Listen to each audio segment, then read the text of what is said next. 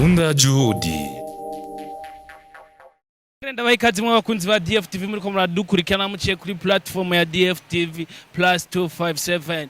Uno mwanya rero ikintu kiriho kiravugwa cyane Miss Cibitoke iri kiratunganywa harimo n'uburyo bwa DFTV n'uburyo bwo intara ya Cibitoke. Muri uno mwanya rero bariko barifotoza bagiye gufata amasanamu bya bintu muzobatora kore kare twinjira indana ahantu twababonye ni rimwe maze ni mujisho.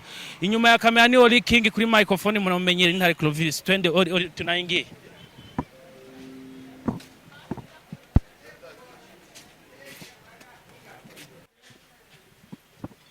Yes, mazere nko nari nabibemereye twamaze kubashikamwe indani twasanzwe na CEO wa DFTV. Nyamurango afari umeze neza.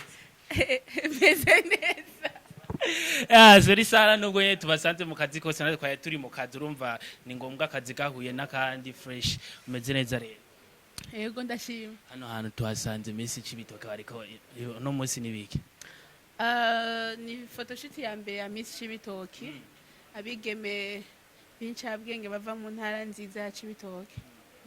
Iganwa riko riratunganwa turiko turabona muri ko muregereza hagati. Mwabonye bavyakiriye gute muri Cibitoke? Ni edition ya mbere. Beshira ntibarabyumva. Cyo kimwe n'izindi ntara za Kayanza zande zo zateye imbere. Twe nibwo bwa mbere bibaye mu Cibitoke. Rero umva beshi ntibarabyumva. Mugabo twaragerageje kugerageza kubibasigurira twararose bakenya kandi beza gose kandi baciye ubwenge yego bafite nico bomarira wanashaka Burundi bwose bariko barifotoza muri uno mwanya mwamaze guhagarika naho ndashobora kuza kuyandikisha canke byo bimeze gute navuze nkuko ari edition ya mbere bugi ihorigora si kwanza icambere s'abavyeyi bose babitahura kumva ko umuvyeyi yore kumwana waje muri Miss yumva mengo ni ibintu bitari vyiza atacu bayo bifise bwe nuko rero sinovuga yuko dusa nk'abahagaritse mugabo habonetse uwuza tukaraba kritera zikwije tukaraba nico yobaje kongereza abandi ntuza ko twomwakira ko navuze intango igihe cyose yamigoye intango igoye cyane rero mva ntibabitahura ubwo twararose benshi nkuko izindi ntara bimeze ntiyarari mu rutonde mugabo reka tumureke turondere Miss ngo wamubonye umeze neza yego namahoro urumwe mu Miss bariko baritoza mu ntara ya Cibitoke intara yanyu n'ubwa mbere bibayemo mwavyakiriye gute twavyakiriye neza kuko ni by'akamaro cyane byari bisanzwe biri mu zindi ntara tukavyumva ariko ntabwo twari tuzi yuko natwe vyoshika kuba byarashitse rero tukabibona tukabimenya nukuri twabyakiriye neza kandi byaraduhimbaye ni nayo mpamvu mutubona ko twemeye kujamo mwaramaze kwinjira nicaye ikintu bafatiye ko kugira bahamagaze mwebwe canke mwifadikanye na zino company ubwa mbere bwo mfatiye ku giti ciwanje kuko umuntu wese arimenya ariko tukamenya cyane no guteza imbere igihugu tumaze kubona uko intara yacu imeze hariyo byinshi bishobora guteza imbere igihugu cacu ubwa mbere hama ubwa kabiri natwe turi abakobwa bagaciro dutegereza kumenya ko turi abagaciro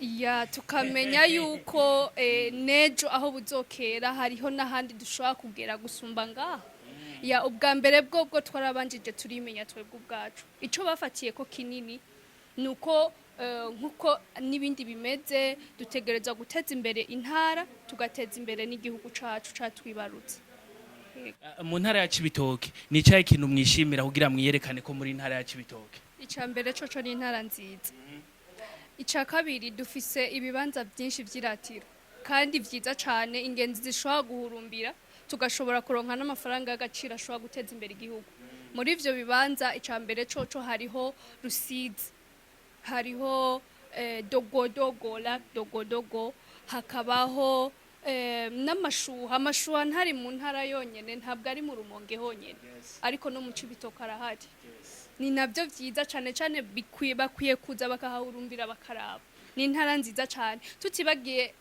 umenye yuko n'ihinguriro gisima mu Burundi ariyo riri ni intara nziza cane Cibitoke ifise amakomine angahe ntibagiye neza sinzi trop. Yes, ni cyahe kintu wohimiriza abandi bige mu ntara ya Cibitoke mu ntumbero yo kwiza kwifatanya namwe?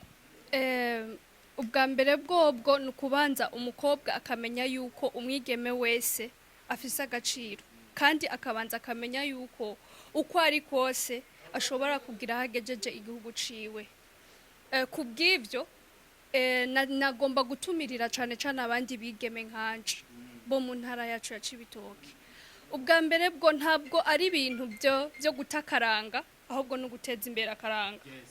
Abavyeyi bakwiye kwemerera abana babo cane cane, ntabwo ari uguta indero ariko no guteza imbere indero, bakitaba tukaza twese tukagerageza kuja muri rino higano, kuko rishobora kugira naho ridushikanya atari ngaha gusa, hama tukabandanya. Ni byiza yuko kandi toshobora uko uburi kose nukumeze kose kuza ukafatanya natwe ukabana natwe byo duhimbara cyane. Yes, tukwifuriza amahirwe. Ego murakoze. Sawa sawa. Uri reka rero twari dusubire kwa Nyamurangwa Fani nawe tumubaze kimwe bibiri hanyuma dusozere.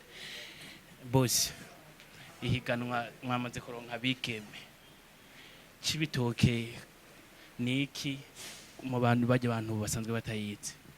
Intara nziza, ni intara novuga ifise n'ibarabara ryiza. Nibaza ko iri mu ntara ya mbere mu Burundi ifise ibarabara ryiza, kandi uvuye dufate nk'abantu babi Bujumbura na hantu ushobora gufata isaha imwe 45 yonyine ukabushize mu ntara ya Cibitoke.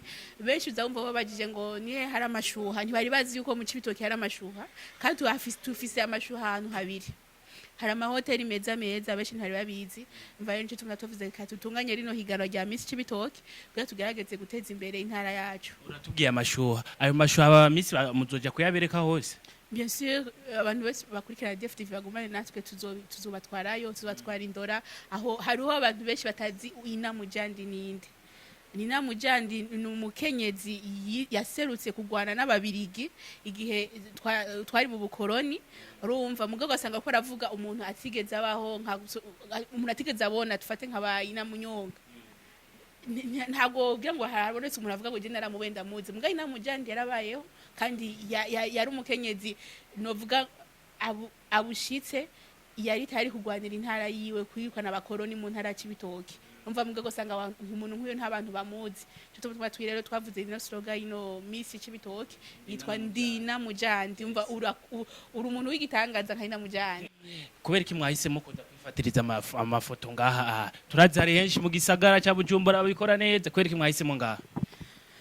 Ndi umuntu kwanza nkunda ibintu byiza, nibaza abantu barabizi. Yani n'uburyo gusabuke je ndakunda ibintu byiza gose.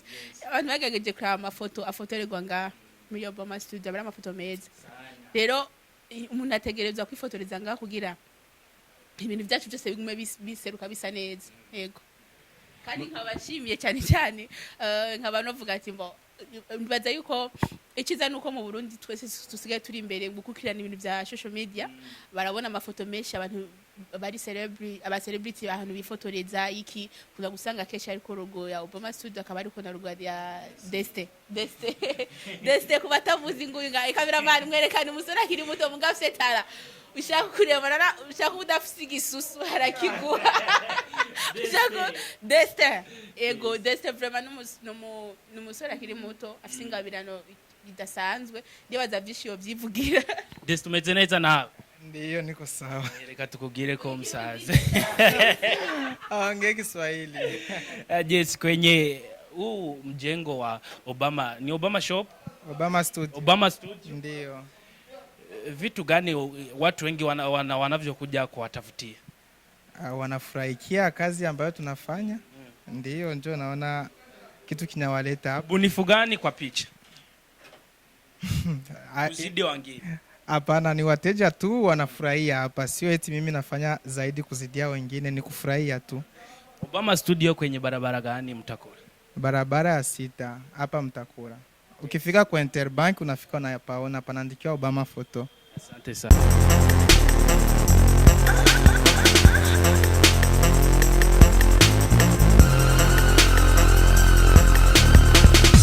DFTV. Tunda juhudi.